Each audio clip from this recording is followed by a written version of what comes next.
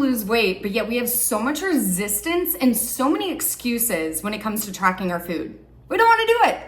It's too time consuming, too stressful with kids, family, work, etc. I've tried it before, it hasn't worked. Any of those sound familiar? Ask yourself if tracking your food is harder or if staying overweight, staying unhappy, staying uncomfortable in your body is harder. Back in 2019, when I decided to lose 50 pounds, tracking my food night and day was way easier than staying overweight, uncomfortable, and unhappy. So in today's video, we're gonna get clear on the excuse you have. We're gonna come up with a solution, and I'm gonna teach you guys my best tips and tricks to track your food like a pro, make it easier on you, because really ultimately tracking your food is such a great tool to help you achieve your weight loss goals. It's not this big villain. There shouldn't be all this resistance. It's not as hard as what you're lying to yourself or believing it to be. Let's get over our excuses, because ultimately if nothing changes, nothing changes.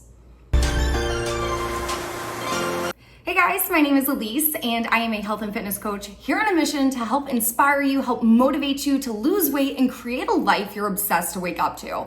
If this kind of content aligns with you, it'd mean the world if you would go ahead and hit that subscribe button down below. In today's video, we're gonna get clear on the excuses that you have towards tracking food. We're gonna overcome that, and I'm gonna teach you guys my best tips, tricks, and practices.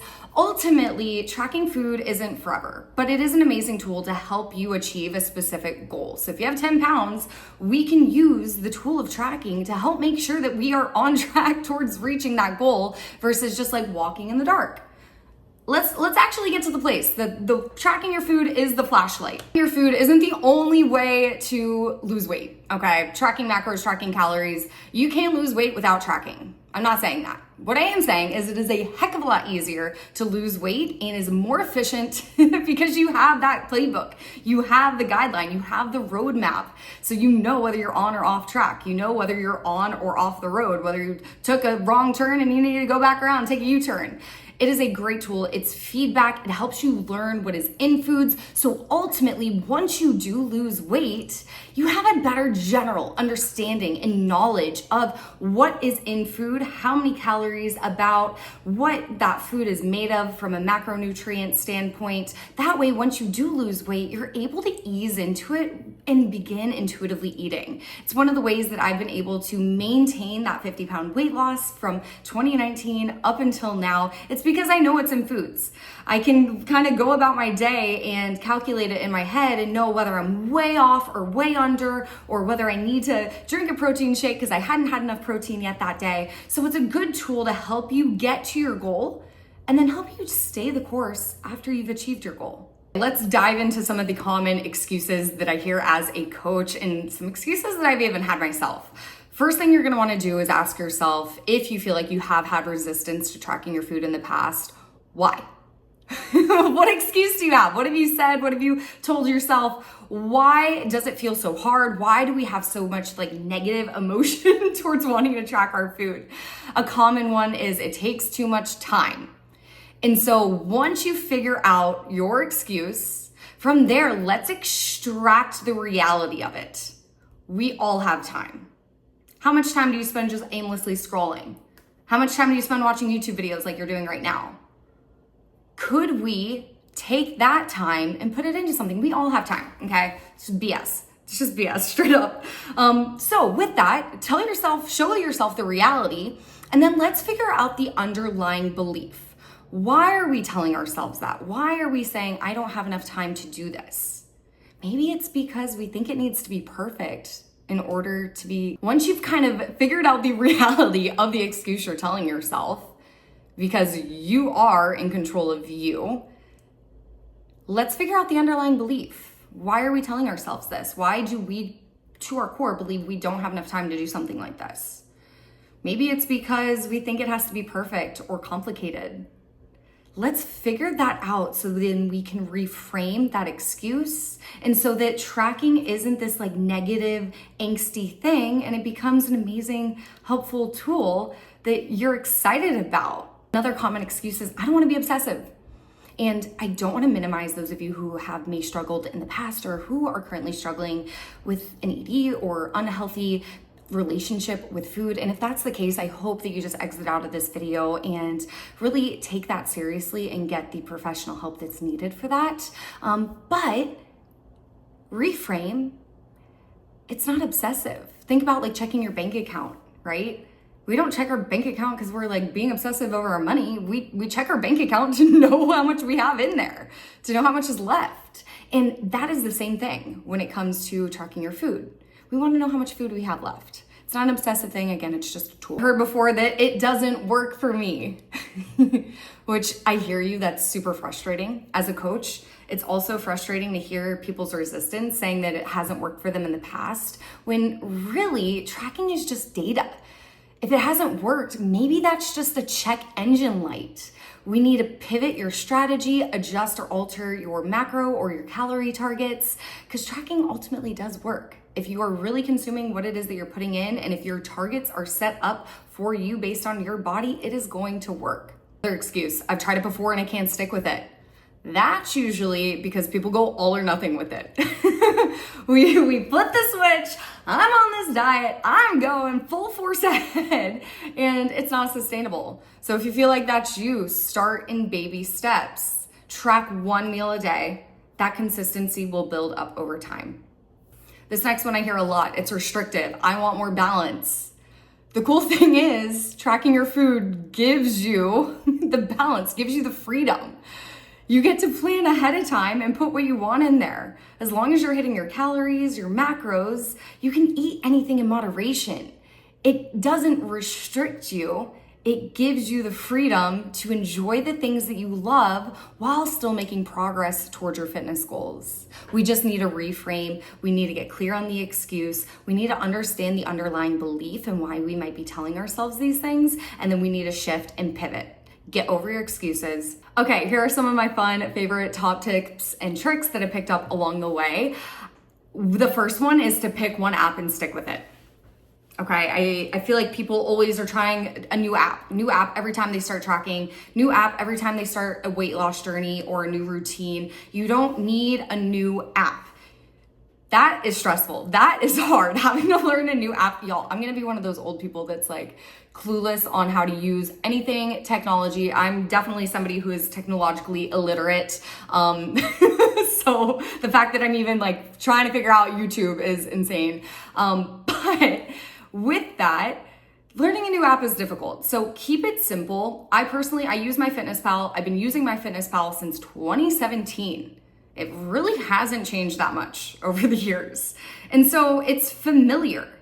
It works. Stick to what's familiar. I don't need to try Noom or Lose It or any of those other ones, because learning all of that is too much. Learning how to track your food is something to learn, and there is, trial and error with it, and there is a little bit of a learning curve. Why are we going to make that harder by trying out a new app when we tried a different one 6 months ago? Stick to the one you did 6 months ago. Stop trying all these new apps, and stick to what's familiar. It's going to be easier that way. One of the reasons also that sticking to that same app is going to be easier is because you have all of that data. If you're ever like, I don't know what to eat, I can't hit my macro targets this day, look back onto a day where you did perfectly hit your macro targets, and let's copy that. I love the copy and paste feature, especially in MyFitnessPal. Again, I use MyFitnessPal, so that's what I'm gonna say for my tracking app, but use whatever you use. And the copy and paste tool is great. I can go back in, see days that I hit my targets perfectly, copy, paste in the app for today, boom, bang, done. There it is, good to go. It's really that easy. That takes 2 seconds. So if you think tracking takes too long, you just haven't been doing it long enough to get enough of a baseline and database in there for you. This is something that I personally do if I'm tracking my food, and it's something I highly encourage my clients to do as well.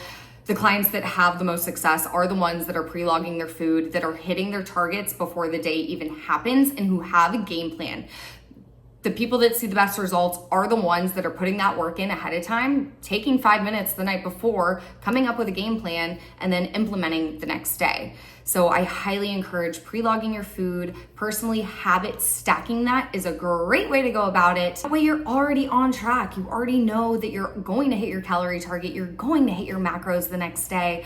And you can incorporate a little bit of a sweet treat, something in moderation to enjoy, to look forward to. You know you're on track. You have a game plan in place, and it's gonna save you. It makes it so much easier. Again, it shouldn't have to be this hard, time-consuming thing. We just need to be intentional and smart about making room in our day to make this a priority. If losing weight is a priority to you, make the things that are going to help you lose weight also a priority. What are you prioritizing right now? After dinner, instead of doom scrolling, can we spend 5 minutes pre-logging your food for the next day so that you have a game plan in place and so that you know what you're eating? A lot of us right now let our days control us. And those habits, that lifestyle is keeping you stuck, it's keeping you fat, it's keeping you unhappy. We wake up in the morning, hit snooze, roll out of our bed, put sweats on, put our hair in a bun, get into the drive-thru for some coffee, some sugar start to our day. We skip breakfast, we fast throughout the day, and then we go into binge mode at night. What is going to change? If you have a plan in place, that drive-thru is no longer an option. Not eating lunch is no longer an option. Binge eating at night is no longer an option because you've had well-balanced food and meals throughout the day. You have fuel, you have energy. We cannot keep doing the same thing. We cannot keep living the same life. And so if you are going to look different and you are going to become a new version of yourself, a higher 2.0 version of yourself who is capable of losing weight, you also need to be able to be capable of changing your lifestyle. Pre-logging ahead of time, tracking your food is a part of that lifestyle.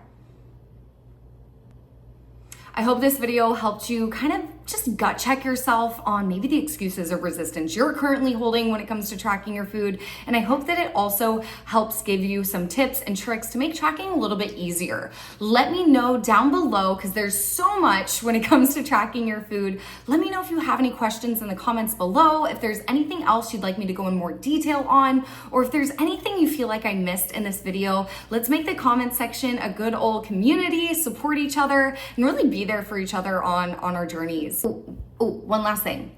You don't have to be perfect. You just have to be consistent.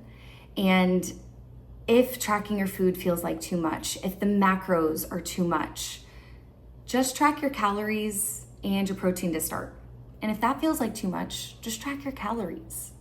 And then from there, once you've tracked your calories for a week or two and you've hit your calorie deficit and you've hit your targets and your goals and you've gotten comfortable with tracking your food, then start easing into trying to hit a protein target and a protein goal. And then start easing into, well, what about my fats and my carbs? Can I make that more balanced day to day? Can I be more consistent there? Please, please, please don't think like you have to be perfect. Please don't feel like if you're not hitting all the numbers, all the targets perfectly every single day that it's not gonna work. Just hit your calories first, get consistent with that, get comfortable with that, get over your excuses, and then build from there. Again, I hope this helps. You got this.